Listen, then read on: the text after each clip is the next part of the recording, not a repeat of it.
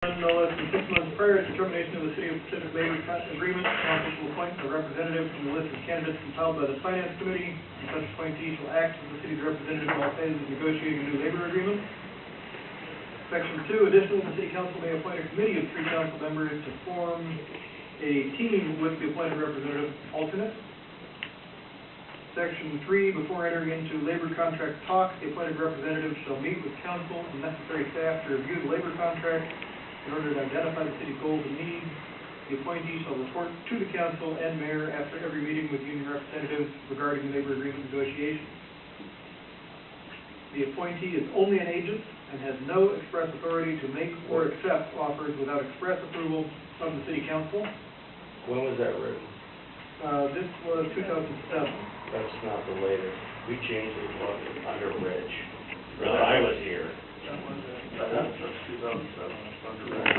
No, it wasn't. I don't know why, I haven't been here since 2000. That's the only city code I could find. It's two different things. It was like an appointee representing the city and a committee of council. So there's two different things that are listed in our own code on how negotiations are supposed to be handled. Isn't Richard the appointee? No, we took the mayor out since I've been on council, 2010. Why can't someone from staff be an appointee? This is current as of what Code Publishing has. That's the only code I could find. If, to your point, it came up during Rich's administration. We passed this. It was Clint was here, and Gary, not Halsey, but Ben Heaney, and Catherine Edenholm, because of how some of the negotiations had gone in the past. There were concerns that Rich was doing it and not necessarily talking to council. They were done, and then it kind of came to council for approval. And there was a discussion. This happened as an MOU when you were on the council, and we had an executive session where this came up, and we referenced this. So that may be what. How did we get out of? We didn't follow this last time either. Because Richard made some Well, I'm just saying we didn't follow this then. promises and everything else outside of the negotiating committee. Well, then we better get something straightened out before now and. That's where I read it, the members of the finance committee will determine who the negotiations seem to be, or council can appoint 3. Did you guys comply with this? We can appoint a representative, and I thought by appointing the finance director as the lead negotiator, that we met that stipulation. That's how I interpret it. I think, my guess looking at it is that that would constitute a representative. Then the council team is optional. The council may appoint a committee of 3 council members. So that's not a must, so that part we would be in compliance with. What did it say about the finance committee again? The council shall appoint a representative from the list of candidates compiled by the Finance Committee. 6 months ahead of time. On the other hand, we are far ahead of schedule because the goal, according to code, is to have the negotiations completed by October 1st. Because we never adjusted it for mid-year contract. And I remember the original intent of the finance committee doing it was because it was a paid type person, if I remember right, it's been 7 years, so. Yes, that was when we were going to have a labor attorney. Yeah, and at the time, when the next one, the one that we kind of had to have somebody come in and help us, it was somebody from Summit Law. That's what some of the law costs, Yeah. a ton of money. Yeah, they were expensive. And they'll cost you a lot again. Yeah. Guaranteed. And the purpose of that, I believe, was, if I remember correctly from council sentiment at the time, was specifically to tie the hands of the mayor and prevent the mayor from engaging in what was considered to be improper contract negotiations. Well, I think some of the laws, if I have my memory right, fees would not have been as severe as it was, but we had to jump over the hurdles that Rich had set up for us. Yeah, Summit Law had taken over 3/4 of the way through the negotiation and kind of helped unwind the deal that was already done, and we ended up essentially buying the contract and then having to have them. But he helped us fix a lot of the verbiage that the mayor had added in there that gave away management rights. So they weren't necessarily tied to a dollar figure, but it made the negotiations challenging.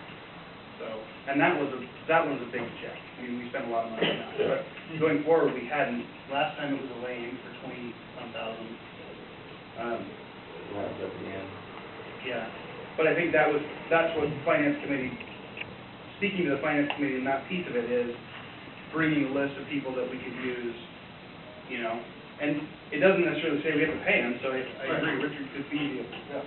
I agree that anything we have before it comes to council should be reviewed by a labor attorney.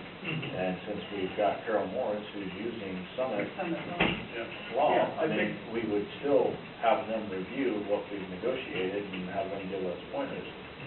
Like I said, any tentative agreements are pending council approval anyway. I would assume professional staff has to contact the city attorney when negotiating a contract, even if the attorney is not officially the negotiator.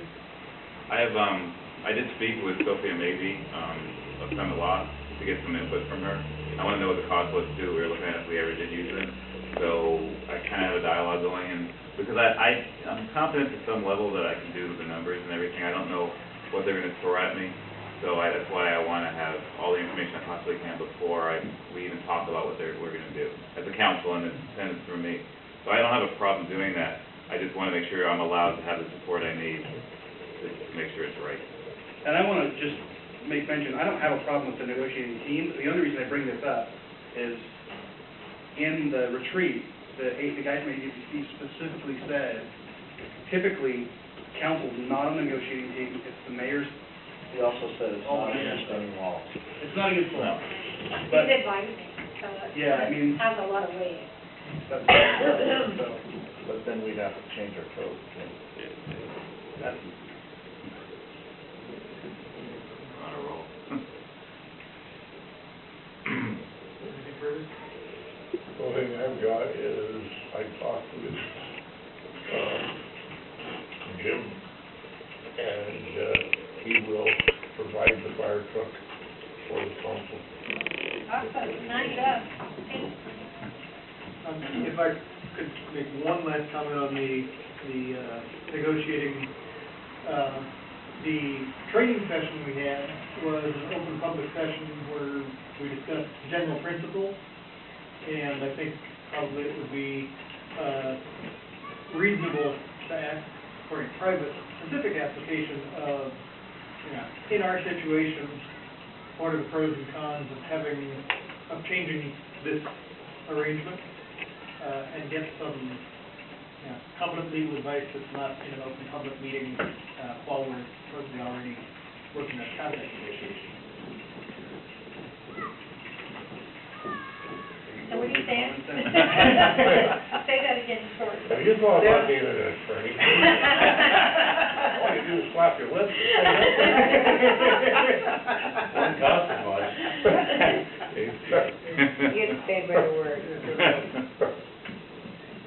I just think staff should talk to the attorney in private for review of what's going on, not have it in an open discussion.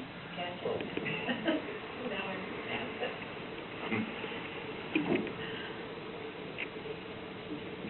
Anything further? See the future in it. All right, then we are done.